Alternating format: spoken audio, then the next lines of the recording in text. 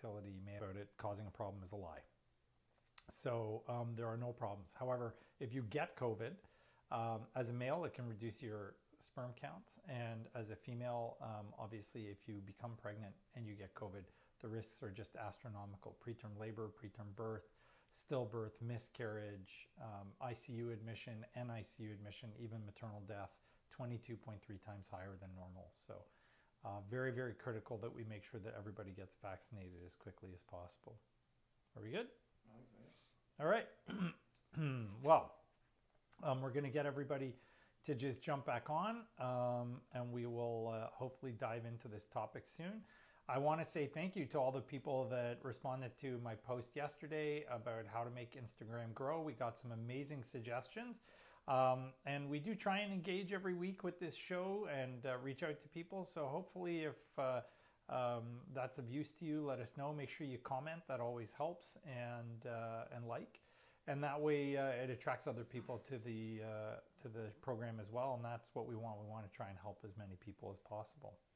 Okay, so this is an interesting study looking at whether or not the follicular phase estradiol level and the total length of the follicular phase made a difference in terms of your live birth and pregnancy rates in a frozen embryo transfer. And these are with natural frozen embryo transfers. So they're not all pre-hormone treated. They just jumped into their natural cycle and went with whatever happened. So the study's relatively new. It was just published after being submitted December 2020. And the people involved are from Cornell. It's Zev Rosenwax, who's a very well-known guy in the fertility world. He's been around a long time. And then a bunch of other people whose names I didn't recognize, but they're probably residents and fellows and so on. So the interesting part of this is they basically wanted to see if you're in a natural cycle, if the duration of exposure to a certain threshold level of estrogen was important in terms of making a difference. So they took the group and they divided it into two different means, and altogether there was over almost 2,000 patients. So they divided it into two different means, and they said how many, on average, what was the length of follicular estradiol exposure on over 100 picograms per mil. And so then they took half and they said, put them in one group, and they took the other half and they put them in the other group, and then they compared the outcomes. So the cutoff was less than or equal to 4 days. So if you were less than or equal to 4 days versus more than 4 days at that 100 picograms per milliliter before they actually saw an egg release, that's what they were comparing to see how much of a difference that made in your pregnancy rates and your live birth outcomes. They also looked at how long your follicular phase was, and they divided that into less than 15 days or more than 15 days, again, based on the mean number of days for their population. So everybody was doing IVF, obviously. The IVF protocol was not uniform, so it wasn't like everybody got the same thing. So that makes it kind of nice because it's a little bit more real world in terms of its application. At the same time, it's not ideal because if everybody's doing something different, it's kind of hard to know if you're getting the right thing or not when it applies to you. So they then went through the rest of it. They said that essentially the 100 picograms per milliliter corresponded to at least one follicle more than 12 millimeters. So that's kind of where they felt that it was getting closer to the point where it would mature. They triggered everybody when they had 17 millimeter follicles in their IVF, but for the FETs, they just went with your LH surge. I don't know if Tarek's had a chance to pull up any tables. I doubt it because I gave him about 30 seconds of warning for this one. But essentially, on table 1, they compared all of the differences between the groups, and there were no differences. So the mean ages were the same. The BMIs were the same. The breakdown of racial differences slightly different, but more or less very similar. The diagnoses were essentially the same. There was really no significant difference. So we've got kind of equal parties on both sides of the less than or equal to 4 days and the greater than or equal to 4 days in terms of duration of estrogen exposure. Oh, it's right there. All right, awesome, thank you. So that's table 1. Yeah, except now I'm going to make you do table 2. I'm up to 4 so far.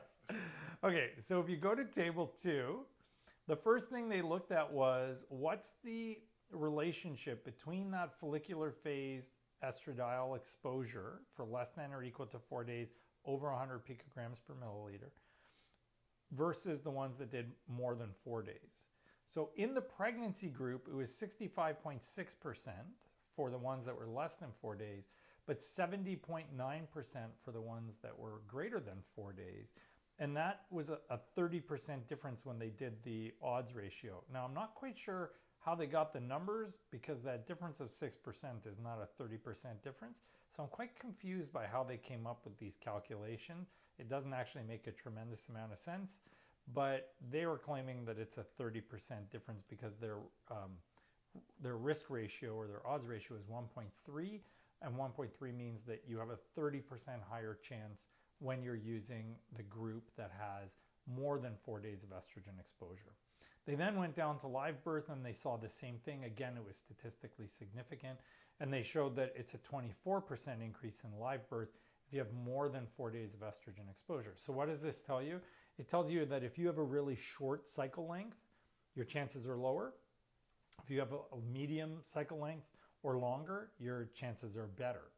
And the reason behind that undoubtedly has to do with the fact that your endometrium needs to prepare, and there is a certain threshold level of estrogen that's required for that to happen.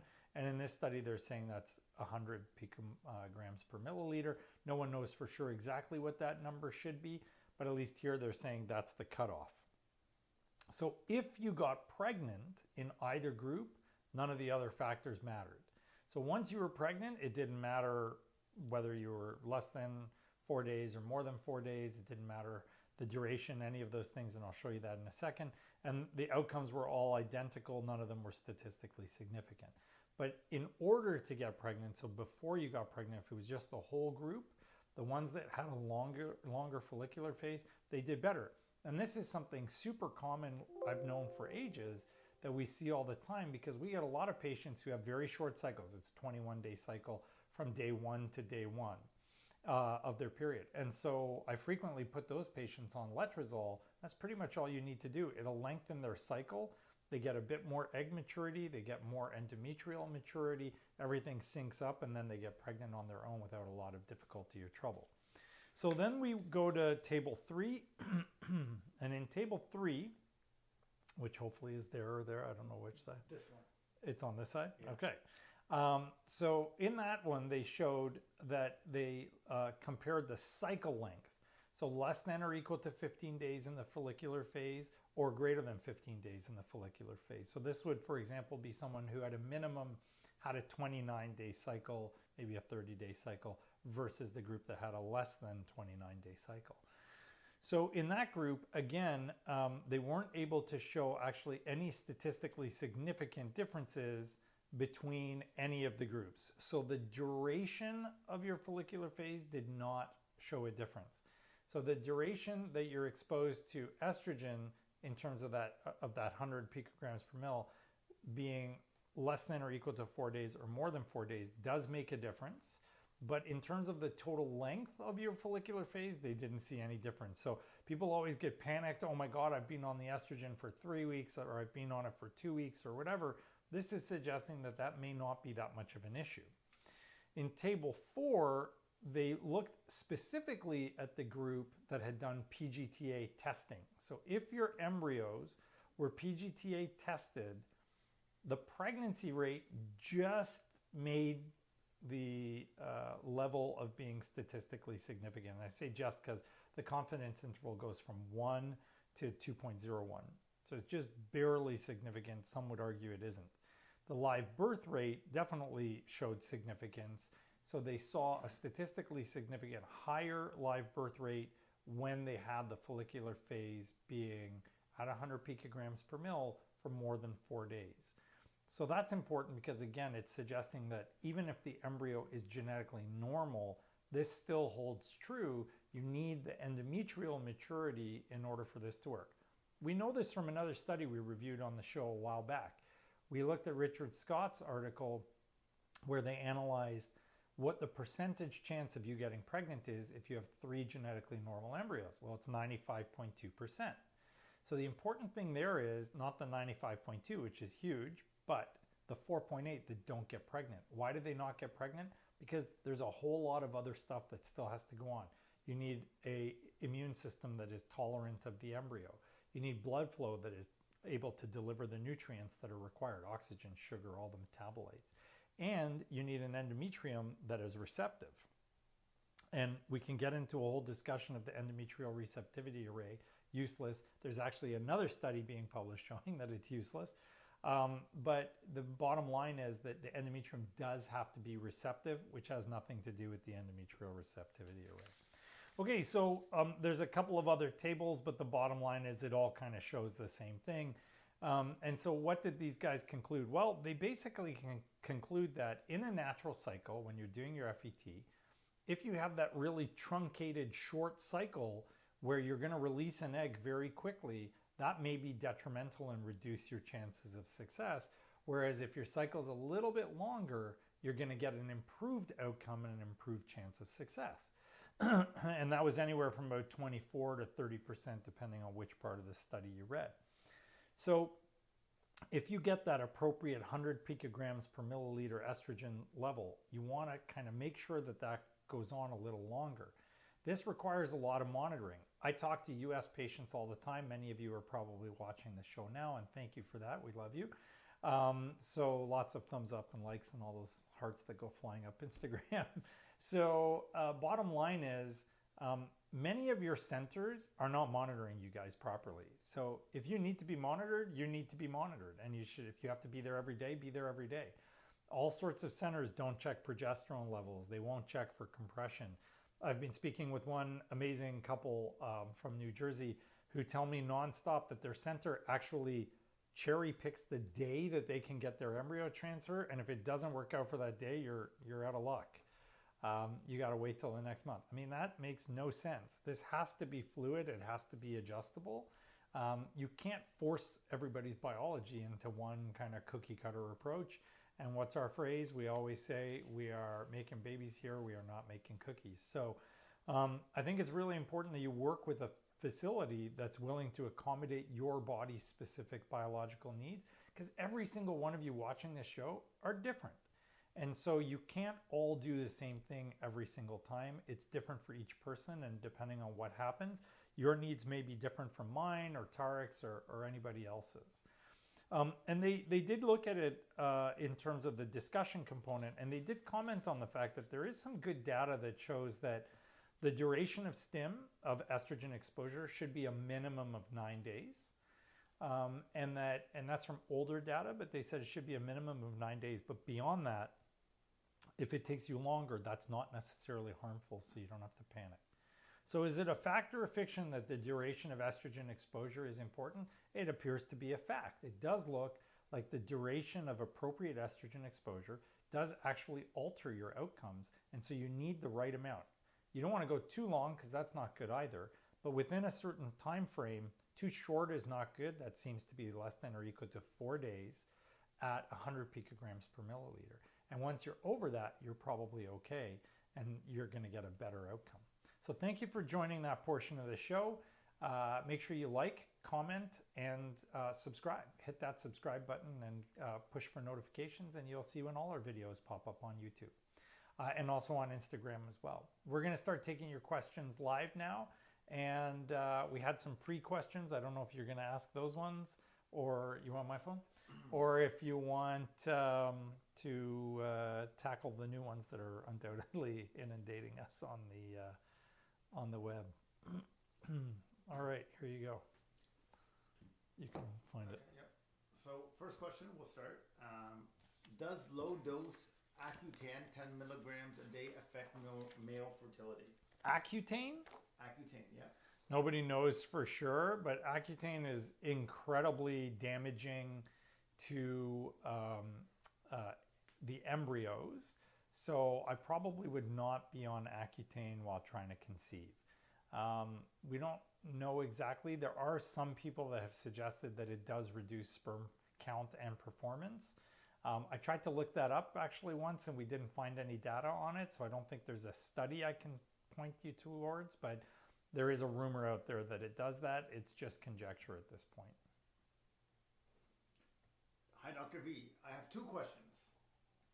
40, AMH of 1.5 picomoles, FSH of 8, AFC 6 to 8. Okay. High estradiol. Okay. What's our chance of success for IVF? What I benefit from duostim? So you might benefit from duostim. You'd have to see how your cycle goes. It's impossible to know ahead of time. Your chances for IVF are going to be dictated by not just you, so the sperm quality, your overall health. It's impossible to answer people's outcomes without knowing like every single detail, and even then it's impossible. But I can give you a rough idea. At 40, if you're looking at the SART database or the Carter database, you're actually looking at somewhere around anywhere from a low of about 8 to 10% up to a high of about 25 to 30% chance. In some centers, you'll get a little bit of a higher chance. You have to have very, very robust ovaries. So it depends on how many times you're willing to try, how good the sperm is. The most important thing you've mentioned is that your AMH is quite low. That does make it more challenging to get more eggs. It is not predictive of live birth, but it does mean you'll get less eggs. So you may have to try multiple times in order to get enough eggs to actually get the outcome you want, because we also have to face the reality of genetics. Many of your embryos will be genetically not normal, which makes it a little bit more challenging, a little bit more difficult. So if you want to get a better idea, our video on YouTube with the most hits is called Embryo Math. I genuinely highly recommend everybody watch that video. It's a little bit long, but it goes through everything you need to know in detail, explains it line by line, and you will get to the answer of what your chances are by watching the different parts of that calculation, because it spells it out for you with how many times the average person would need to try.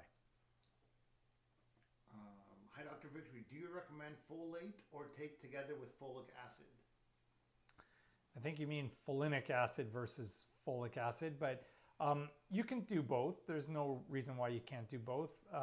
People with methyl tetrahydrofolate reductase enzyme deficiencies or abnormalities supposedly benefit from doing the folinic acid. Some studies say yes, some studies say no. Our incredible naturopath, Jennifer Strong, strongly advocates for using the folinic acid in those cases. If you don't have MTHFR, you can take either one. It won't make a difference. Okay, from Instagram. Hi, doctor. Currently having a miscarriage at 8 weeks. Oh, Chemical sorry. pregnancy, the cycle before, PCOS, 2 years of treatment. Any advice? Well, if you're PCO, adjusting the PCO is critical. So remember, we always follow the same three suggestions here. So number one is make sure that you are taking letrozole and metformin if the weight is an issue. Number two, make sure that you're taking the 3 supplements that have been clinically proven to have a benefit. So that's NAC, inositol, and coenzyme Q10. And then number 3, if you're thin PCOS, probably have to gain a little bit of weight. And if you're not thin PCOS, you're the other PCOS, weight loss does impact your miscarriage rates, your egg quality, your outcomes, all of that. So it can be important to focus on some degree of weight loss to maximize your chances of success. If you've had 2 chemical, pregnancies or a miscarriage and a chemical, it may be reasonable to get an evaluation to see if there's any kind of problem that is leading to that outcome. So see a reproductive endocrinology specialist who can do a recurrent pregnancy loss workup for you. And that way you'll actually get an answer as to whether there's a problem there that needs to be addressed or not. But after 2 losses, and a chemical pregnancy is a form of a loss, we would advocate for you to have investigations to figure out if there's something else going on. And it may not even be you. It could be your partner's sperm DNA fragmentation. If either of you smoke, if you're drinking, if you're using marijuana or drugs. So all of those can be really important to fix. Get your vitamin levels checked as well, especially vitamin D. If sperm is great, does an IUI change our chances by a lot? PCOS on letrozole. It does. So PCOS on letrozole will give you a 27.5% chance over 6 months for a live birth. Doing letrozole with IUI will give you about a 10 to 15% chance per month. So yeah, it does really drastically increase your chances of success. So you had a question on Instagram that you asked. Oh yeah. Right. What do you want to know from your RE? What we want from your RE, right? So one question is the pros and cons of medicated versus natural FET protocol. Yeah. So this is a raging debate. There are people that believe in the natural. There are people that believe in the medicated. I kind of believe in a modified natural. So we do use letrozole, and that's because there are multiple studies now that have shown that letrozole is beneficial. And then we try and use as little estrogen as possible, and then you can either use your LH surge or we can just go ahead and start progesterone when we want to. So either of those would be perfectly reasonable. As far as the full medicated, we've moved away from that because there's pretty good data out there that shows that estrogen is kind of harmful. So you want to minimize your estrogen exposure. That will give you a better yield. If you talk to my amazing colleague Fred Zaneku or his amazing wife Chloe Romain, they will tell you they do a lot of natural cycles, and anytime we have patients that have recurrent implantation failure, they always say start with a natural cycle. That's one of the main things they turn to. I would be curious to learn about IVF meds, their uses and possible side effects. So the uses are mainly for follicular growth and maturation, multifollicular growth and maturation. So we're trying to make you make multiple follicles. They're all derivatives of your body's natural FSH and LH, although some of them have a little bit of HCG contamination in them, like Menopur. And then in terms of the safety profile, to date, no one has ever shown any risks from the meds. People that have infertility have higher risks of certain outcomes, including cancer, unfortunately, and we've reviewed that on the show as well. But the treatment does not increase your risks of cancer, it's the diagnosis. So if you have infertility, you have, unfortunately, a higher risk of multiple different types of cancer. But if you go through IVF or IUI, it doesn't alter your risks of cancer at all. And that's been shown over and over and over again. There are no worries. So the meds don't increase your risk of any adverse outcomes. The only thing that can happen is if you get really high estrogen levels, you're at risk for blood clots and you're at risk for ovarian hyperstimulation syndrome, which by and large we've minimized these days with our protocols, although I do have one patient that we had to drain now twice following her IVF cycle, and God bless you, I'm glad you're doing better and feeling better today, because she did hyperstim despite using a protocol that is supposed to completely eliminate that possibility. So it does still happen. Remember, everybody's biology is different. That's why it's so important to work with a center that works with you and for you. If they're just working for themselves and you've got to kind of railroad yourself into their protocol, that just doesn't make sense. It's biology.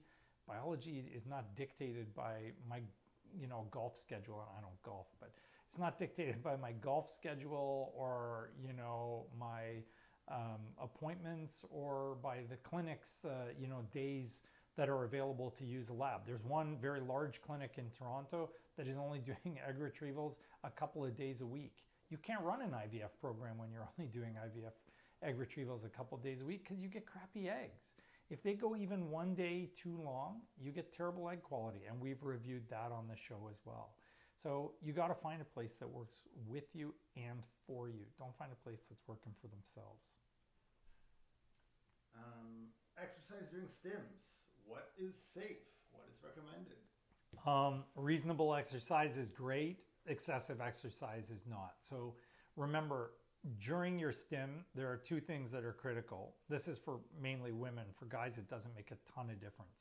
Except for cycling, you don't want to be cycling as a guy because the pressure on the testicles is bad. But as a woman, if you're stimming and you're working out really hard, you're taking blood flow away from your ovaries to work in your muscles. That's not going to help you grow eggs. So you definitely don't want to be doing it to the point of exhaustion or kind of the max kind of effort you can put into it. The other thing that can happen is if you're doing sort of more aggressive exercise, HIIT training, plyometrics, that kind of thing, if your ovary is large enough, it can twist. And if you twist your ovary, not only have you lost all those follicles, you could lose your ovary. So don't be jumping up and down or doing some kind of crazy spin class, plyometrics. Those are all way too aggressive. It's the wrong time to train for the Tough Mudder guys. Take it easy, do some light exercise, maybe some swimming, elliptical, light elliptical. Nothing full tilt. We're not trying to get you into shape. We're trying to get you pregnant, and you're going to probably gain a fair amount of weight while you're pregnant, and that's okay. So, the focus isn't being super healthy, it's being healthy. You don't need to be ultra lean, you need to be healthy. And actually, there are lots of studies that have shown that women that are too thin and too lean actually have a harder time getting pregnant. So a little bit of body fat's okay when you're trying. I'm having my transfer this Wednesday for the first surrogacy journey. Oh, cool. I'm so happy and proud that you are my doctor. Oh, here, hey. You are truly changing lives and doing it with such integrity and honesty. Oh, thank you. That's very kind of you to say, and I look forward to making this work for you. So that's awesome, and thank you for what you're doing. That's incredible. Do IUI or IVF protocols change when patient has discordance, FSH and AMH levels? Usually high FSH goes with low AMH, but I'm 38 with an AMH of 1.9 and AFCs approximately 18 each month, but my day 3 FSH runs between 10 to 12. Something's wrong there unless your AMH is in nanograms per milliliter and not picomoles per liter. So there's definitely something odd there. Now, if you're nanograms per liter, that all fits together because the number of eggs and your AMH and your FSH can all be the same. FSH is really not important unless it's really elevated. When it's under 12, the level doesn't mean anything unless it's very, very low. If it's over 12, it definitely is suggestive of the fact that the ovary is not working as well, but it's not diagnostic by any means. I did an IVF and my anatomy scans show a low placenta with a 4 centimeter cervix. Should I be worried, and am I high risk now? I do walk a lot and work and was not advised to change anything until 32-week scan. So no heavy lifting or straining, and you need pelvic rest if your placenta is low. So if the placenta is low, if this is your cervix, the placenta can be either over, which is placenta previa, it can be partially over, which is partial previa, or it can be low-lying, which is within 2 centimeters of the opening of the cervix. So if you're low-lying, almost always, and I mean like over 99% of the time, it'll pull up as the uterus grows. So it'll move away. But in the meantime, what you don't want to do is something that's going to get that edge to lift, because the closer it is to the cervix, the less attached it is at that edge there. So you don't want to be doing something that's going to make it lift. And what would that be? It would be intercourse, straining, heavy lifting, because that's going to bounce your cervix around and make that kind of pop off. So pelvic rest, nothing goes in the vagina, or for that matter, 360 degrees around your pelvis in case you're thinking of getting creative. And make sure that you're not straining or lifting anything too heavy. Hi, Dr. V. Scheduled for my FET this month. Any extra tips from you to ensure success?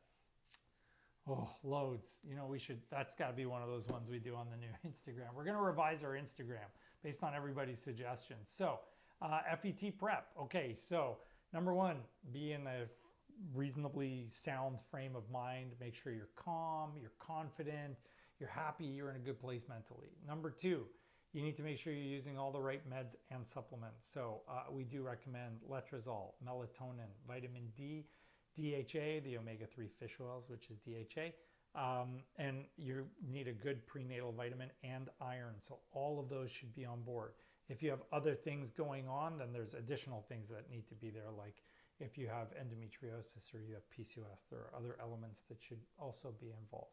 Make sure you're getting monitored for your cycle carefully. Try and not let your lining get too thick, and obviously not too thin.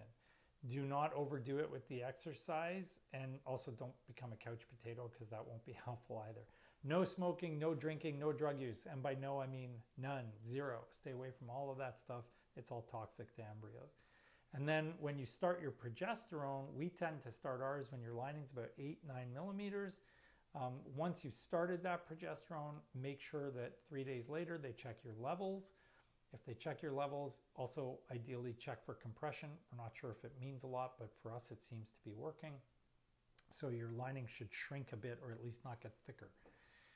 Go ahead and do your embryo transfer on 5 days for a day 5 embryo, 6 days after progesterone for a day 6 embryo, and then take it easy after that. Some people believe in acupuncture. If it helps you relax, do that too. Anything that will help you relax. Prayer is great as well. For my next retrieval, my doctor is having me start stims without BCP. This is new for me. Is there any benefit or disadvantage with not using BCP? 38 years old, above average responder, AMH 2.5 nanograms per mil. So the birth control thing is very controversial as well. On balance, if you look at all the studies, especially for someone 38, they would probably favor not using birth control pill. And depending on which study you read, some have shown an increase in miscarriage rates with the pill, unless you use it for a really short or really long time. And we don't use it for our patients who are poor responders because they can get suppressed. So depending on who you are, it can be okay, like stronger responders, young, healthy, no problems, birth control pill does nothing. It's not going to alter your results or your outcome. And we do that all the time. But if you're older, we try and avoid it because it will alter your success rates. And if it's going to alter your responsiveness, that's not a good thing because that may necessitate you do more than one cycle. We don't want you doing more than one cycle. Spotting light bleeding during pregnancy. Why and how do I give myself peace of mind? Why do you give yourself? I think you mean how and how. Why you need peace of mind? Because you need peace of mind. How do you get peace of mind? Okay, so there is no bleeding in pregnancy that is normal. So you need to get checked out. Make sure you know what's going on. Make sure you're not smoking, you're not drinking, you're not using drugs. Make sure your blood pressure is controlled. If you're on a blood thinner, maybe go off for a while. Have ultrasounds to make sure your pregnancy is not in the wrong place. If you've got an ectopic pregnancy, we need to know. All of that's really, really critical. So it is hugely important for you to make sure that you know everything that's going on with your pregnancy. If your blood type is negative, you need RhoGAM as well, or Winro. So there are a whole bunch of pieces to this. If you are bleeding in pregnancy, remember, it is never normal to bleed in pregnancy. It can be common, but it's not normal, and you need to figure out why. How do you reassure yourself? Well, if you're far enough into the pregnancy and willing to drive yourself crazy, you buy or rent a Doptone, those devices we use to listen to the baby's heart rate. You pop it on your belly and you listen. How far along should you be as a non-healthcare professional trying that? Minimum like 18 weeks, 16, 18 weeks, because it is hard to find before that. So, is it going to make a difference? No, but if you want the peace of mind, it'll give you the peace of mind. You can't intervene that early anyways. Otherwise, it's ultrasound and you can't show up at the doctor's office every day saying, I want an ultrasound. It's impractical. Why IVF hasn't worked for us? MFI and PCOS, 3 rounds failed, going to the 4th. I saw that post. I wasn't sure if we were going to respond to these tonight or I was going to do it in separate little answers. I'm doing all of them. I'm giving you time. Yeah, I know. Listen, don't do another IVF cycle. I don't think you're with me because I don't do 4 IVF cycles unless there's a problem, but don't do another IVF cycle. Something is clearly wrong. Just doing it over and over and over again is, crazy. That doesn't make sense. What's that quote? The definition of insanity is to do the exact same thing over and over and over again and expect a different outcome every time. That doesn't make sense. So don't do that because you're wasting your money, you're wasting your time, and sure, you're exposing yourself to risk. Every time we stick a needle in you, it's got potential complications associated with it. So somebody needs to sit with you, and I'm happy to do it if you need me to, My heart goes out to everybody who's struggling. So, sit with me, go through your history. Let me figure out what's wrong before you do IVF. Probably the biggest thing I find, spending time with all of you out there, is how bad a job other places do with the fertility care that they've gotten. And I want to hear your comments. Tell us about what your experience has been like at other fertility centers. Because what I find is half the people I'm talking to, more than half, probably 70, 80% of them, don't even know what's wrong. They were just told you need IVF and they don't know why or what other options there were or what else they could do. And then once they're in the IVF, when it doesn't work, they're not given a reason. They're just told, come back again later. We'll do it again. Well, that's not a good enough answer. If I were the guy going through the IVF or the woman, I would want to know what happened the first time. What went wrong? What can we do better? What are you going to change? How are you going to improve on what's already been done for me? So just simply saying, we're going to do the same thing again. I mean, how much sense does that make? None. So doing your 4th cycle of IVF, that makes no sense, especially if you're PCO. Something must be going wrong there. So reach out, we'll help you. I will happily help you. Reach out, I'll go through your whole history. I will help you figure out what's wrong, and then you go forward. And you don't have to do your IVF with me. I actually just really like helping people. So reach out, I'll go through it with you, and we'll go over everything. Severe endo, 1 ovary and tube. Retrieval resulted in 6 out of 6 embryos reaching blast. 4, awesome. 5 double A's.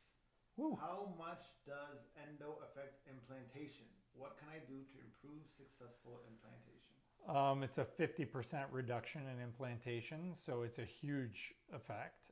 So you want to be on Lupron and Letrozole for 3 months, NAC, coenzyme Q10 and curcumin or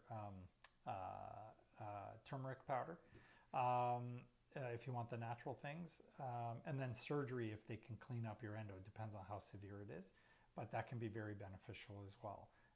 Those are all the things. When you go to do your actual cycle, like virtually no estrogen. Find a way to be on as little an amount of estrogen as humanly possible. You don't want to be on a lot because that just reactivates the endo even after you've suppressed it with Lupron and Letrozole for 3 to 6 months. I have unexplained RPL, 3 losses in the first trimester. Oh, I'm sorry. Me and my partner have had every test available and all have been normal except low AMH. What are our next steps? So if you have low AMH, about 6 weeks ago, we reviewed on the show that when your AMH is lower and you produce less eggs, your chances of having genetically abnormal embryos is higher. So I don't know if you've already kind of done IVF and checked your embryos to make sure they're normal before they're going in you. And then, I don't know what tests you've done, but there are a lot of tests out there. So for the patients with the recurrent pregnancy loss, we do recommend endometrial tests like the one that's offered by Fertility for infections and immunological testing as well to see if there's an immune-mediated problem. Your partner needs sperm DNA fragmentation testing, and if anybody is doing anything bad, smoking, drinking, drug use, that needs to be looked at. Your vitamin levels need to be looked at. There are a lot of elements to recurrent pregnancy loss which often get overlooked. We're very, very thorough here, so I go through each and every point with all of my patients, but make sure you get a very thorough evaluation. I know you may feel you got every test done, and maybe you did, I don't know.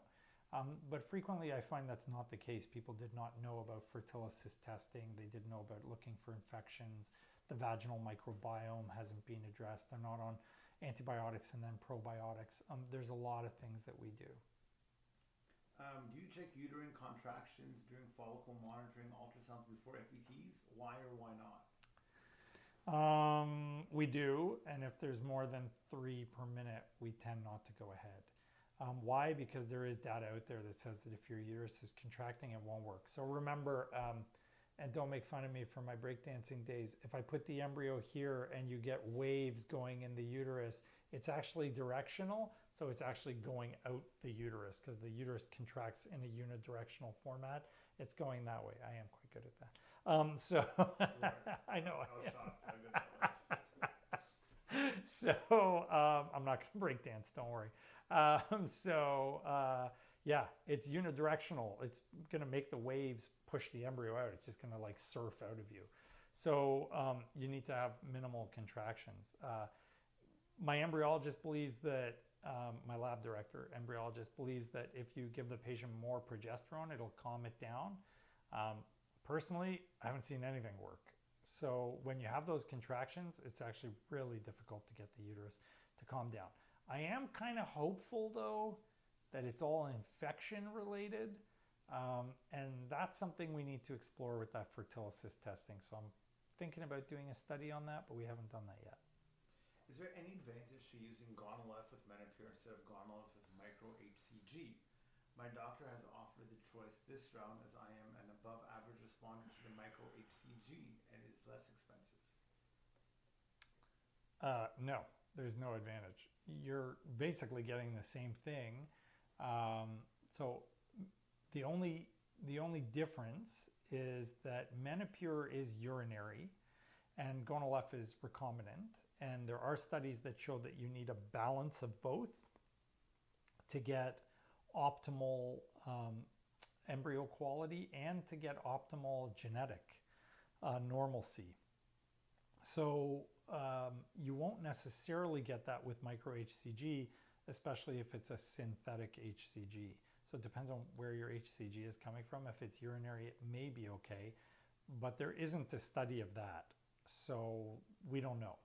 But you do need to balance recombinant with urinary, which is why we use Gonolife with Menopur. Hi, Dr. V. I'm just curious. I've never actually been pregnant, so we don't know if I can carry a child. I've gone through 2 IUIs and both have failed. I'm turning 34 this year. Okay. Should we go to IVF? Well, that's a personal choice. From a medical standpoint, not necessarily. So IUI can take up to 6 tries at your age to be successful. After 6 tries, you should not try anymore because it's not going to work. So don't just keep going at it.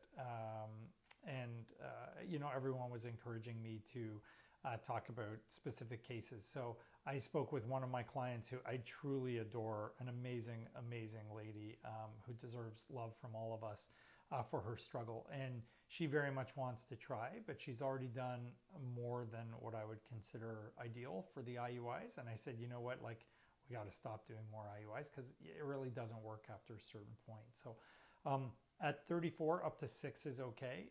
Over 38, you're supposed to stop. 38, 39, you're supposed to stop after 3.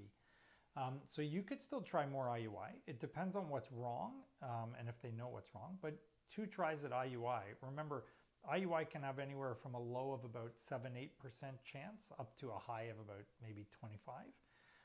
If you get really lucky, sometimes 30%. So, it's not unlikely that you're going to fail if you're in that lower percentage point where it's like 8 to 10% or 10 to 15%. That means you have a 85 to 90% chance of failure. So trying more than 2 times is perfectly fine. You don't always have to do IVF, guys. I had one patient who I was speaking with today who came in pregnant. And she saw us for infertility, and I did her workup, and she wanted to actually do IVF based on the workup. And they didn't necessarily need IVF, but I gave them all their options. They wanted to go into IVF. I told her thyroid needed to be adjusted because it just wasn't optimal. We adjusted her thyroid. She got pregnant before she even got to her IVF. Not everything needs IVF, so don't jump into it unless you want to. Certainly don't get pressured into it by anyone, especially the REIs. Because that's just wrong. And you have options. There's always options. So consider your options and do what's right for you. What are your thoughts on high testosterone in a female patient in regards to IVF?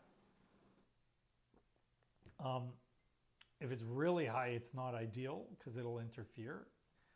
If it's intentionally high because we're giving it to you to help with ovarian priming, that's a different story. And if it's there because of PCO, we need to work on that first.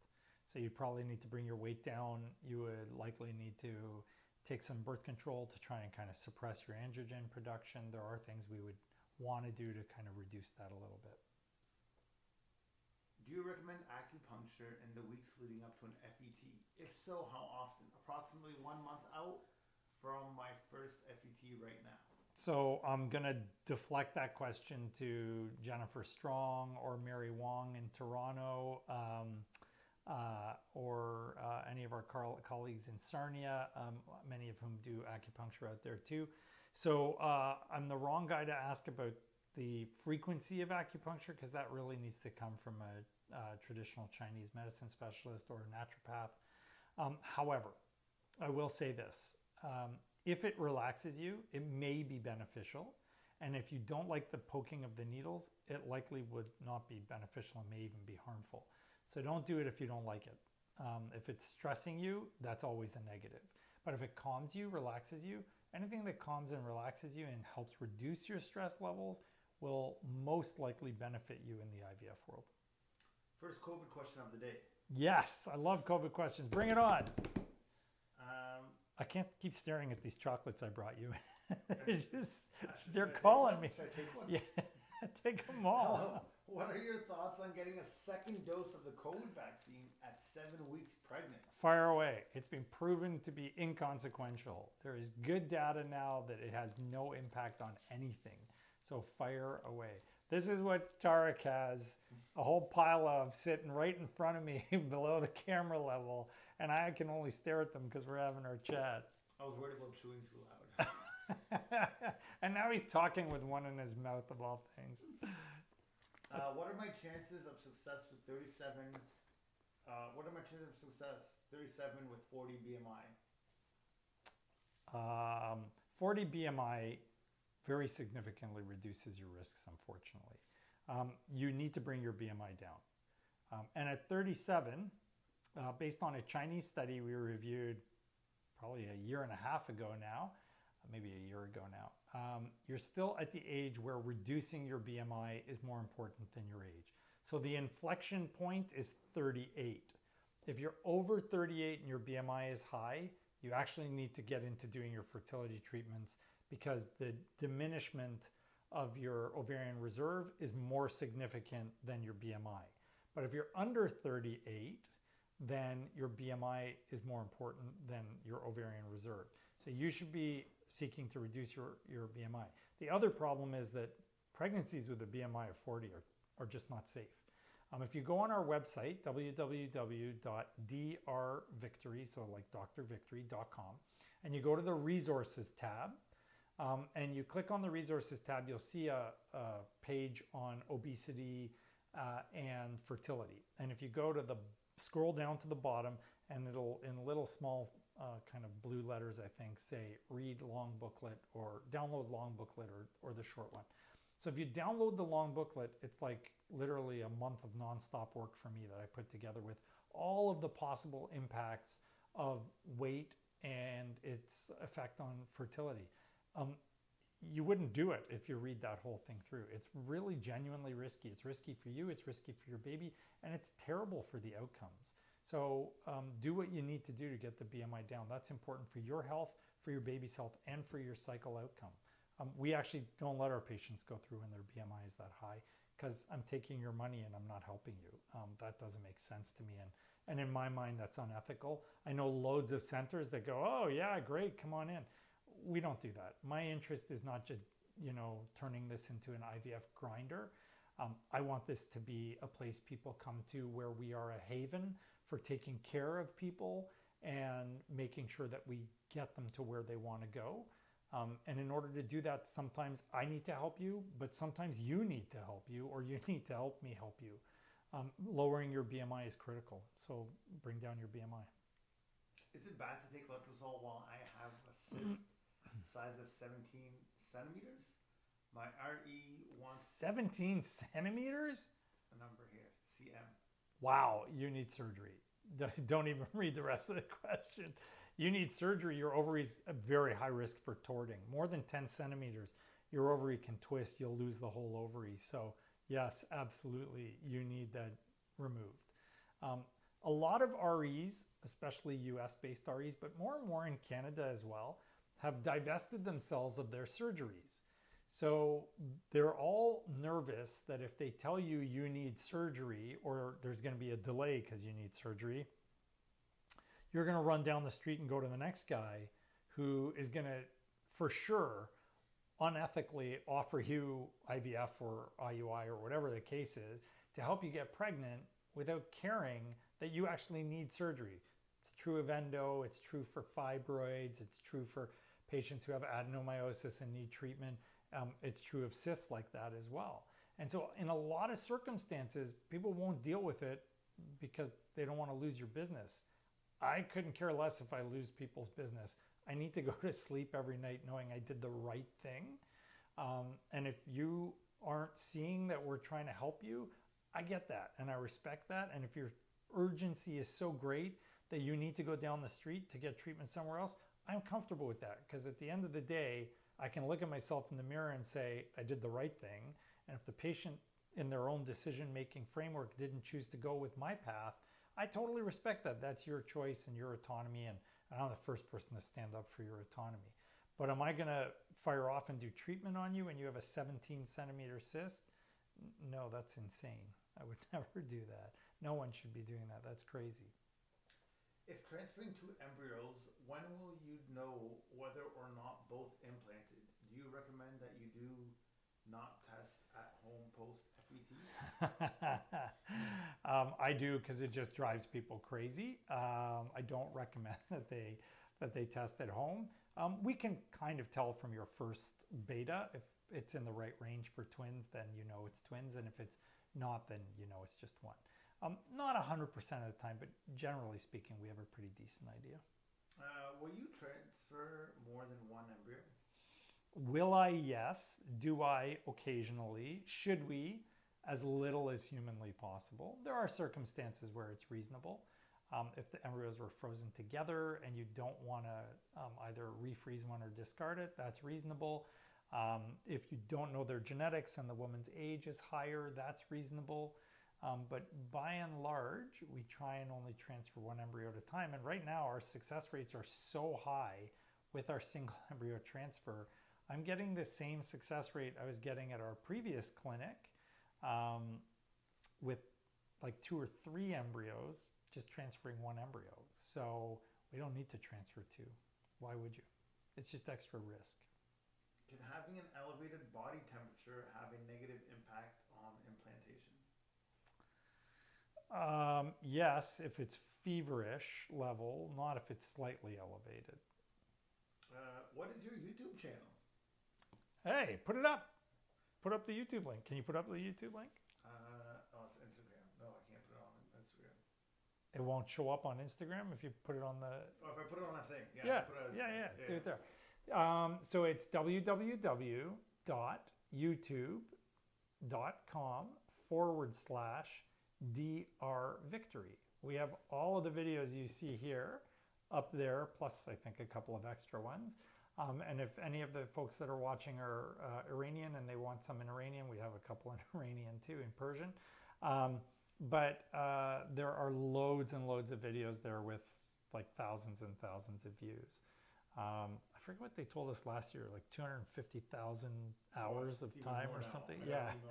Oh, did you? Yeah. A lot of people seem to like our YouTube channel. So, and it grows about 10 people per day. So yeah, jump on the YouTube. So it's just YouTube and then type in DR Victory and it'll bring up our channel. Make sure you click that subscribe button and click for notifications. You'll find out when we're on.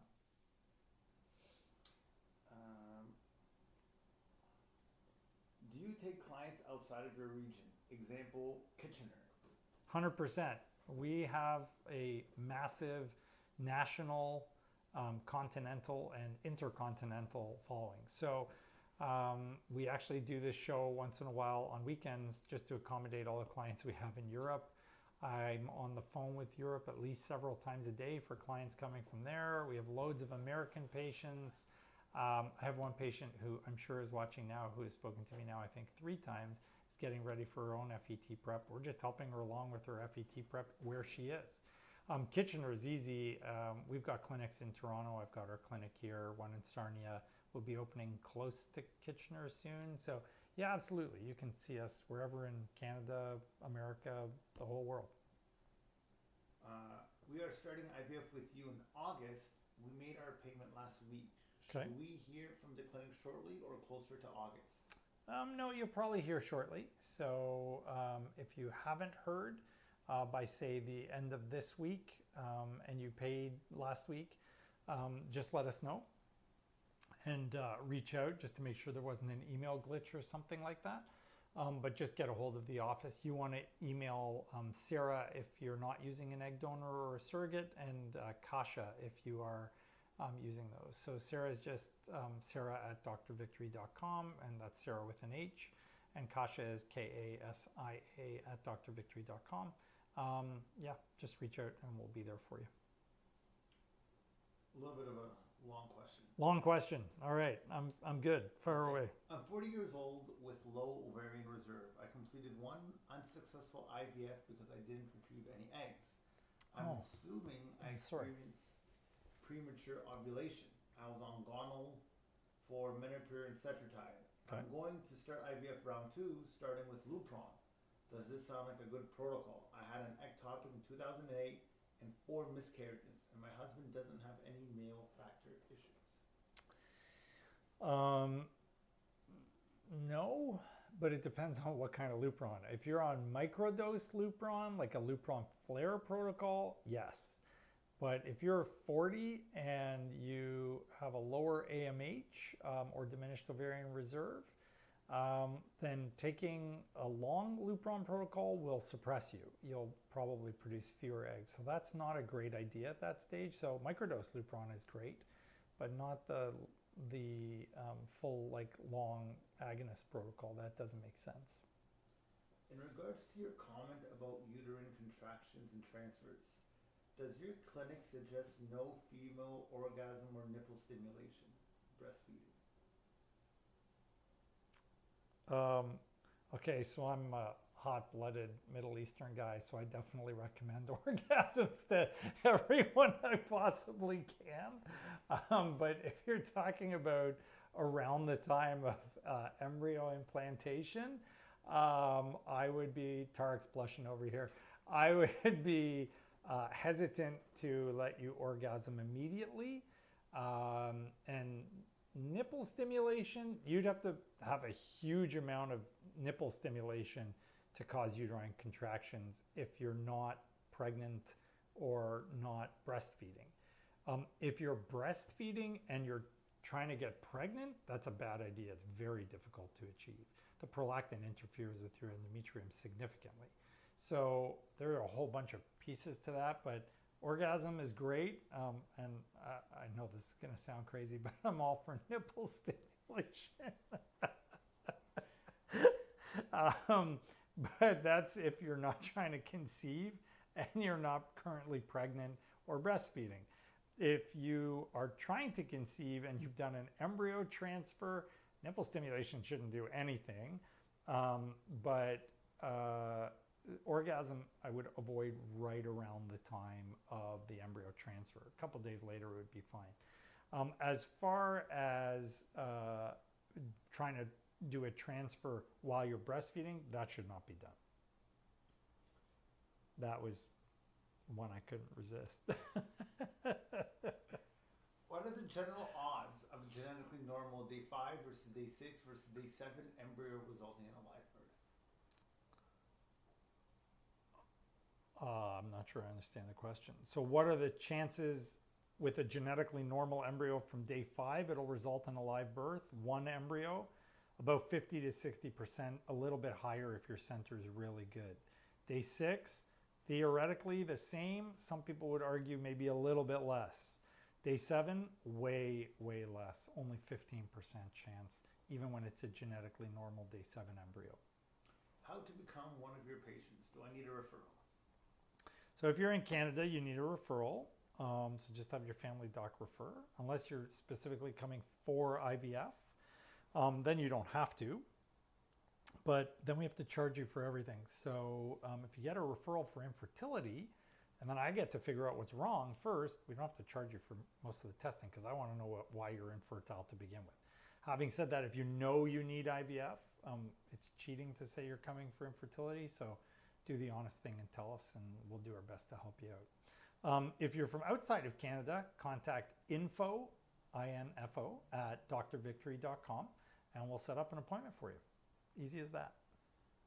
I had an ectopic pregnancy, and when my OB was removing the tube, she said there was some scar tissue and suspected some possible endo. Should I be exploring this more? I have 4 tested embryos. Yes, 100% you should be, because the endo should be cleaned and you should be treated to improve your success rates. When do you typically add in Lebanox to a transfer protocol? Day before the transfer. Does genetic blood clotting disorder correlate with miscarriage? What testing can I request? Can I get pregnant if I have this disorder? How much does AMH reduce each month after? Well, that's a different question. Okay, so if you have a thrombophilia, most people believe it does increase your risks of miscarriage, although, again, as with everything in the infertility world, it is a bit controversial. There are some studies that say it doesn't. But I think anyone who practices infertility and works this day to day knows that if you take someone with a thrombophilia with a history of recurrent loss and you put them on aspirin and heparin, they stop miscarrying a lot of the time. So I'm a believer that it does have an impact. So what are you testing for? Okay, so I'm going to go through this quickly and you'll have to replay it. So watch the video afterwards. So it's factor V Leiden mutation, prothrombin gene mutation 21010A, antithrombin 3 deficiency, protein S and protein C deficiency, methyl tetrahydrofolate reductase enzyme abnormalities. Those are the thrombophilias we look for. And then you need lupus anticoagulant and anticardiolipin antibodies. So you look for all of those things. If you have them, you need aspirin and low molecular weight heparin to treat it. Does AMH, what was it? How much does AMH drop? AMH reduce each month after 40 years? No one knows for sure, although if you look at the graphs, it's a fairly steep decline down to about 40, and then at 40 it actually starts to level off because it's usually so low there isn't that much more it's going to go down. So after 40 it doesn't decline a tremendous amount percentage-wise, but it does decline until you get down really low when you're menopausal. Does egg freezing make the quality of the eggs worse for embryos versus fresh eggs? My doctor told me that because I have frozen eggs that he will not make as many blasts because they were frozen eggs. That's true. Yeah, your blastulation rate will be lower. It's lower than it is with fresh eggs. And there are lots of studies that show that. Taking CoQ10, magnesium, omega-3, vitamin B and D, and folic acid 1 month before an FET. Should I add anything else or a prenatal, or is a prenatal redundant? If yes, to prenatal, which one? So I think a prenatal is reasonable. You missed iron and all those things you mentioned, I think. She didn't say iron. No, she didn't say it. And did she say DHA? No, she did not. Omega-3? No omega-3. Yeah, so there's some stuff you're missing. You can get any vitamin. I don't support any one particular one over another. We have a video with Jen Strong where we compared the vitamins, the good, the bad, and the ugly, I think it's called, right? The good, the bad, and the ugly video on YouTube. So like, comment, subscribe, and push those notifications. So check that out. We talk about which one's best. So the short answer, the two with the highest amount of vitamins in them are the product from NFH. So that's November Foxtrot Hotel, and Pregvite Folic 5. There's lots of vitamins though, so choose one that you're comfortable with. Make sure you, in addition to the ones you mentioned, you're taking iron and omega-3 fish oils. Those are important. We're almost ready for Tarek's terminal question. It's 9:10 or 9:09. This seems like a good question. Are there a lot more questions still? No, they're just trickling in because you keep going. They say you're here and they say let's keep going. All right.